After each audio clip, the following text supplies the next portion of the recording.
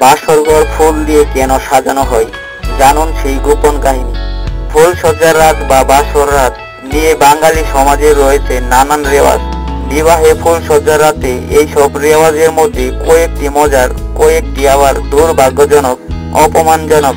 ফুল দিয়ে পাত্র পাত্রিকার বিছানা সাজানো, বলা হয় এতে নাকি রোমান্টিকতা বাড়ে। ফুল সজ্জার রাতে পাত্র পাত্রী দুজনই কেশর মেশানো এক গ্লাস দুধ পান করেন, বলা হয় এটি নাকি বাকি রাতের জন্য তাদের বলবোধক হিসেবে কাজ করবে। অন্তত দুর্ভাগ্যজনক রেওয়াজ হলেও এই রীতিটি এখনো প্রচলিত রয়েছে কিছু পরিবারে। নিজের বৌমার কুমারিত্ব পরীক্ষা করার জন্য অনেক শাশুড়ি ফুলসজ্জার পরের দিন সকালে চুপি চুপি পাত্র পাত্রীর ঘরে ঢুকে বিছানার রক্তের দাগ রয়েছে কিনা তা পরীক্ষা করে দেখেন। কারণ বৌমা কুমারী হলে শারীরিক মিলনের পরে বিছানায় রক্তের দাগ থাকতে পারে। একজন মহিলার পক্ষে এই রেওয়াজ অন্তত অপমানজনক।